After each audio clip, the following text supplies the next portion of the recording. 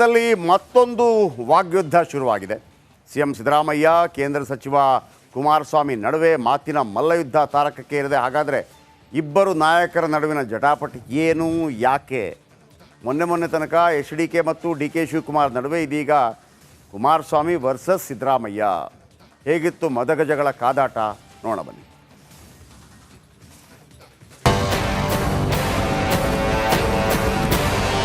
ಸಿದ್ದರಾಮಯ್ಯ ಬರಬೇಕು ಬನ್ನಿ. ಮನ್ಸಕ್ಕೆ ಕುಮಾರಸ್ವಾಮಿಗೆ 100 ಸಿದ್ದರಾಮಯ್ಯ ಅಲ್ಲ, ಪೊಲೀಸರು ಅರೆಸ್ಟ್ ಮಾಡೋದೇ ನಾನಲ್ಲ. ಒಬ್ಬೊಬ್ಬ ಪೊಲೀಸ್ ಕಾನ್ಸ್ಟೇಬಲ್ ಅರೆಸ್ಟ್ ಮಾಡ್ತಾರೆ. ಮಾತಿಗೆ ಮಾತು, ಏಟಿಗೆ ಎದಿರೇಟು. ಸಿಎಂ ಸಿದ್ದರಾಮಯ್ಯ ಹಾಗೂ ಕೇಂದ್ರ ಸಚಿವ ಕುಮಾರಸ್ವಾಮಿ ನಡುವೆ ಮಾತಿನ ಮಲ್ಲಯುದ್ಧ ಶುರುವಾಗಿದೆ. ಅಗತ್ಯ ಬಿದ್ದರೆ ಕುಮಾರಸ್ವಾಮಿಯನ್ನ ಬಂಧಿಸ್ತೀವಿ. ದಳಪತಿ ವಿರುದ್ಧ ಗುಡುಗಿದ ಸಿಎಂ ಸಿದ್ದರಾಮಯ್ಯ. ನಾನು ಅರೆಸ್ಟ್ ಮಾಡ್ತೀನಿ ಅಂತ ಎಲ್ಲೂ ಹೇಳಿಲ್ಲ. ಈಗ ಅರೆಸ್ಟ್ ಮಾಡಬೇಕಾದಂಥ ಸನ್ನಿವೇಶ ಬಂದರೆ ಅರೆಸ್ಟ್ ಮಾಡ್ತೀವಿ, ಯಾವುದೇ ಮುಲಾಜಿ ಇರೋದಿಲ್ಲ. ಆದರೆ ಅಂಥ ಸನ್ನಿವೇಶ ಏನಿಲ್ಲ. ಈಗ ಕುಮಾರಸ್ವಾಮಿ ಭಯ ಪಟ್ಕೊಬಿಟ್ಟಿದ್ದಾರೆ ಪಾಪ. ಅವ್ರಿಗೆ ಶ್ಯಾಂಕ್ಷನ್ ಕೊಟ್ಬಿಡ್ತಾರೆ ಗವರ್ನರು ಅಂತ ಭಯ ಅವ್ರಿಗೆ. ಯಾಕಂದರೆ ಶ್ಯಾಂಕ್ಷನ್ ನಾವು ಕೇಳಿಲ್ಲ, ಅಥವಾ ಖಾಸಗಿಯವ್ರು ಯಾರು ಕೇಳಿಲ್ಲ. ಶ್ಯಾಂಕ್ಷನ್ ಕೇಳಿರೋರು ಯಾರು? ಲೋಕಾಯುಕ್ತದ SIT ಅವರು ಕೇಳಿರ್ತಕ್ಕಂಥದ್ದು. ನನ್ನನ್ನ ಬಂಧಿಸಲು 100 ಸಿದ್ದರಾಮಯ್ಯ ಬರಬೇಕು. ಸಿಎಂ ಸಿದ್ದರಾಮಯ್ಯಗೆ ಕುಮಾರಸ್ವಾಮಿ ತಿರುಗೇಟು. ಕುಮಾರಸ್ವಾಮಿಗೆ ಭಯ ಶುರುವಾಗಿದೆ. ಅವಶ್ಯಕತೆ ಬಿದ್ದರೆ ಕುಮಾರಸ್ವಾಮಿನ ಬಂಧಿಸ್ತೀವಿ ಅಂತ ಅಂದ್ಬಿಟ್ಟು ಸಿದ್ದರಾಮಯ್ಯನವರು ಕೊಪ್ಪಳದಲ್ಲಿ ಒಂದು ರಿಯಾಕ್ಟ್ ಮಾಡಿದ್ರು. 100 ಸಿದ್ದರಾಮಯ್ಯ ಬರಬೇಕು ಬನ್ನಿ. ಮನ್ಸಕ್ಕೆ ನಿಮ್ಗೆ ಭಯ ಶುರುವಾಗಿದೆ ಅಂತ ನಾನು ನೋಡಿದ್ರಾಗ ಅನ್ಸುತ್ತಾ, ಅವ್ರು ಯಾವ ರೀತಿ ಕಳೆದೊಂದು ವಾರದಿಂದ ನಡ್ಕೊಂಡ್ರು. ಜನ ಕಣ್ಣಾರೆ ನೋಡವ್ರೆ ಯಾವ ಥರ ಅವ್ರು ನಡ್ಕೊಂಡಿದ್ದಾರೆ. ಮಾಡಬಾರದ್ದೆಲ್ಲ ಮಾಡಿ ಇವತ್ತು ಸುಳ್ಳು ಹೇಳ್ಕೊಂಡು ಇವತ್ತು ರೆಕಾರ್ಡ್ಗಳು ಕಣ್ಣೆದುರಿಗಿದೆ. ಆ ರೆಕಾರ್ಡ್ಗಳು ಮೈಸೂರಿನ ಆ ದಾಖಲೆಗಳಿದೆಯಲ್ಲ, ಮೂಢ ಆಸ್ತಿ ತಗೊಂಡೋಗಿ ನಾನು ಹೆಂಡ್ತಿದ್ದು ನನ್ನ ಬಾಮೈದಂದು ಅಂತ ಹೇಳಿ ಈ ಥರ ಬಂಡತನ ಕರ್ನಾಟಕ ರಾಜ್ಯದ ಇತಿಹಾಸದಲ್ಲಿ ಯಾವ ಮುಖ್ಯಮಂತ್ರಿಗಳು ಇಂಥ ಬಂಡತನದಲ್ಲಿ ನಡ್ಕೊಂಡಿಲ್ಲ. ಕುಮಾರಸ್ವಾಮಿ ಹೇಳಿಕೆಗೆ ಸಿಎಂ ಸಿದ್ದು ಕೌಂಟರ್. HDK ಬಂಧಿಸಲು ಒಬ್ಬ ಕಾನ್ಸ್ಟೇಬಲ್ ಸಾಕು.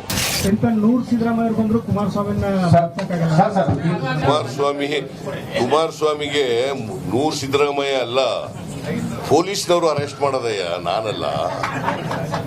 ಒಬ್ಬ ಪೊಲೀಸ್ ಕಾನ್ಸ್ಟೇಬಲ್ ಸಾಕು ಅರೆಸ್ಟ್ ಮಾಡ್ತಾರೆ ಅವನಿಗೆ ಅಲ್ವಾ? 100 ಸಿದ್ದರಾಮಯ್ಯ ಬಂದ್ರು ಅರೆಸ್ಟ್ ಮಾಡೋಕ್ಕಾಗಲ್ಲ. ನಾನು ಅರೆಸ್ಟ್ ಮಾಡ್ತೀನಾ? ನಾನು ಅರೆಸ್ಟ್ ಮಾಡಲ್ಲ, ಪೊಲೀಸ್ನವ್ರು ಮಾಡೋದು. ಇಬ್ಬರು ನಾಯಕರ ನಡುವೆ ಇದೀಗ ಬಂಧನ ಜಟಾಪಟಿ ತೀವ್ರ ಸ್ವರೂಪ ಪಡೆದಿದೆ. ಸಿಎಂ ಅಗತ್ಯವಿದ್ರೆ ಮುಲಾಜಿಲ್ಲದೆ ಬಂಧಿಸ್ತೀವಿ ಎಂದ್ರೆ ಇದಕ್ಕೆ ದಳಪತಿ 100 ಸಿದ್ದರಾಮಯ್ಯ ಬರಬೇಕು ಅಂತ ಹರಿಹಾಯ್ದಿದ್ದಾರೆ. Bureau report, Republic Kannada. Sai Venkateshwar minerals ಎಂಬ ಸಂಸ್ಥೆಗೆ ಗುತ್ತಿಗೆ ನೀಡಿದ್ರು ಅನ್ನೋ ಆರೋಪ ಈಗ ಕೇಳಿಬಂದಿದೆ. ಗುತ್ತಿಗೆ ನೀಡುವಾಗ ಮಿನರಲ್ಸ್ ಕಮಿಷನ್ ನಿಯಮವನ್ನ ಉಲ್ಲಂಘಿಸಿದ್ದಾರೆ ಎಂದು ದೂಷಿಸಲಾಗಿದೆ. ಇನ್ನು ನಾನು ಮನಸ್ಸು ಮಾಡಿದ್ರೆ ಈ ಕೇಸನ್ನ ಮುಚ್ಚಿ ಹಾಕಬಹುದಿತ್ತು, ಆದ್ರೆ ನಾನು ಹಾಗೆ ಮಾಡಲಿಲ್ಲ ಎಂದು ಕಾಂಗ್ರೆಸ್ ವಿರುದ್ಧ HDK ಕಿಡಿಕಾರಿದ್ರು. ಮನಸ್ಸು ಮಾಡಿದ್ರೆ ಇವೆಂಥವ ಕೇಸ್ಗಳಿದ್ವಲ್ಲ, ಇವೆಲ್ಲ ಮುಚ್ಚಾಕಿಸ್ಲಿಕ್ಕೆ ಆಗ್ತಿರ್ಲಿಲ್ವ ನನ್ನ ಕೈಲಿ? ಪಾಪ ಈಗ ಕೆದಿಕೊಂಡು ಕೂತಿದ್ದೀರಲ್ಲ 2011-12 ನಾನು ಮನಸ್ಸು ಮಾಡಿದರೆ ಸಿದ್ದರಾಮಯ್ಯನವರೇ, ಪನ್ನಣ್ಣವರೇ, ನಾನು ಇದನ್ನೆಲ್ಲ ಮುಚ್ಚಾಕೊಳ್ಳೋಕ್ಕಾಯ್ತಿರ್ಲಿಲ್ಲ. ಇದು ಯಾವುದು ಪದ ಬಳಸಲ್ಲ.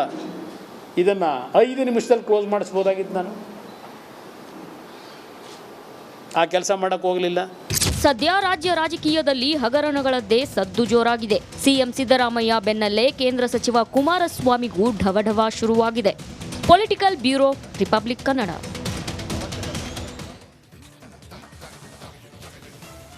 ಒನ್ಸ್ ಅಗೇನ್ ಇವತ್ತು ಬೆಳಗ್ಗೆ 9 ಗಂಟೆಗೆ ಅತಿ ದೊಡ್ಡ ಸುದ್ದಿಯನ್ನು ನಾವು ಬ್ರೇಕ್ ಮಾಡಿದ್ವಿ. ಇವತ್ತು ಸಂಜೆ 7 ಗಂಟೆಗೆ ಇನ್ನೊಂದು ಸುದ್ದಿಯನ್ನು ಬ್ರೇಕ್ ಮಾಡ್ತೀವಿ. ಬಹುಶಃ ಯಾರು ಊಹೆ ಮಾಡೋಕ್ಕೆ ಸಾಧ್ಯ ಇಲ್ಲ ಅಂಥ ಅತಿ ದೊಡ್ಡ ಸುದ್ದಿಯನ್ನು ಇವತ್ತು ಸಂಜೆ 7 ಗಂಟೆಗೆ ಮಹಾಭಾರತ ಡಿಬೇಟ್ನಲ್ಲಿ ಬ್ರೇಕ್ ಮಾಡ್ತೀವಿ. ಕಾಯ್ತಾ ಇರಿ. ಇದು ಪ್ರಶ್ನೆ ಉದ್ಭವ ಆಗಿರುವಂಥದ್ದು. ದಾಖಲೆಯಲ್ಲಿ ಒಂದಷ್ಟು ಅನುಮಾನಗಳಿಗೆ, ಒಂದಷ್ಟು ಪ್ರಶ್ನೆಗಳಿಗೆ ಕಾರಣ ಆಗುವಂಥದ್ದು. ಜಯಪ್ರಕಾಶ್. ಓಕೆ, ಥ್ಯಾಂಕ್ ಯು ನಿಮ್ಮೆಲ್ಲ ಮಾಹಿತಿಗಾಗಿ.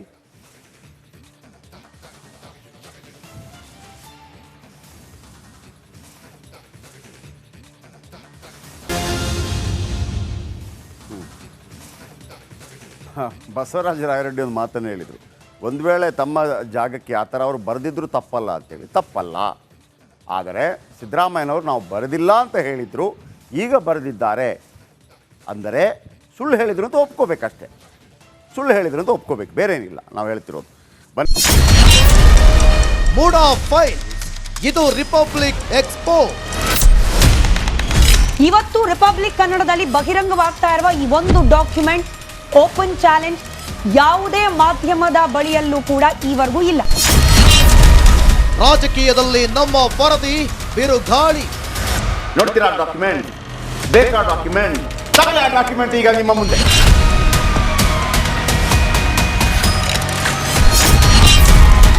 ಬೆಳಗ್ಗೆ 9 ಗಂಟೆಗೆ ನಾವು ಬ್ರೇಕ್ ಮಾಡ್ತೀವಿ. 2 ಗಂಟೆ ನಂತರ ಉಳಿದವರು ಫಾಲೋ ಮಾಡ್ತಾರೆ.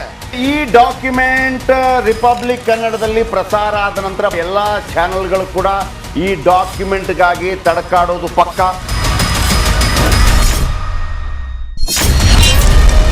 ಮೂಡ್ ಆಫ್ ಫೈಲ್, ಇದು ರಿಪಬ್ಲಿಕ್ ಎಕ್ಸ್ಪೋ.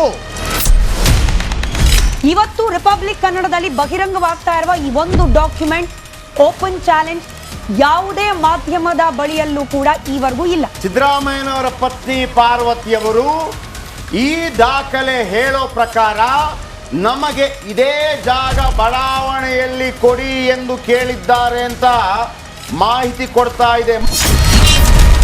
ರಾಜಕೀಯದಲ್ಲಿ ನಮ್ಮ ವರದಿ ಬಿರುಗಾಳಿ. ನೋಡ್ತೀರಾ ಡಾಕ್ಯುಮೆಂಟ್, ಬೇಕಾ ಡಾಕ್ಯುಮೆಂಟ್, ತಗೊಳ್ಳಿ ಆ ಡಾಕ್ಯುಮೆಂಟ್ ಈಗ ನಿಮ್ಮ ಮುಂದೆ.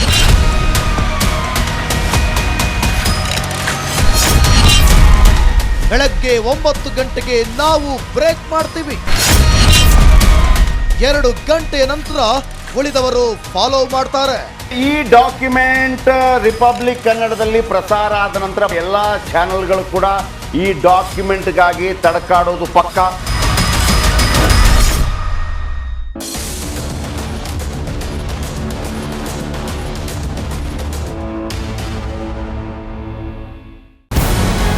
ನಮಸ್ಕಾರ, ಕರ್ನಾಟಕ ಪ್ರೈಮ್ ಟೈಮ್ಗೆ ಸ್ವಾಗತ.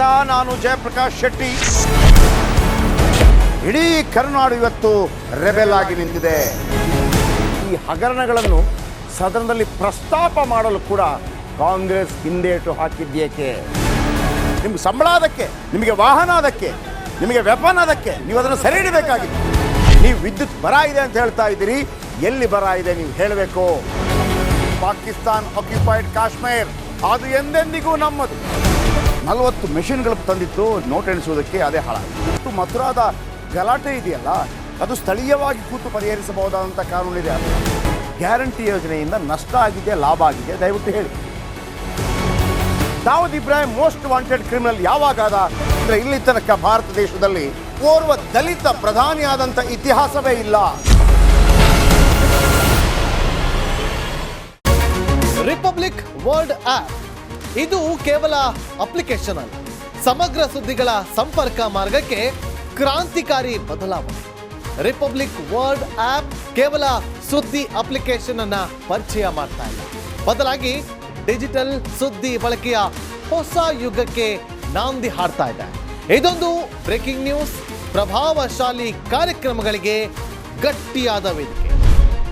ರಿಪಬ್ಲಿಕ್ ವರ್ಲ್ಡ್ ಅಪ್ಲಿಕೇಶನ್ ಈಗ ಲೈವ್ ಆಗಿದೆ. ಗೂಗಲ್ ಪ್ಲೇ ಸ್ಟೋರ್ ಮತ್ತು ಆಪಲ್ ಆಪ್ ಸ್ಟೋರ್ ಎರಡರಲ್ಲೂ ಲಭ್ಯವಿದೆ. ಈಗಲೇ ಡೌನ್ಲೋಡ್ ಮಾಡಿ.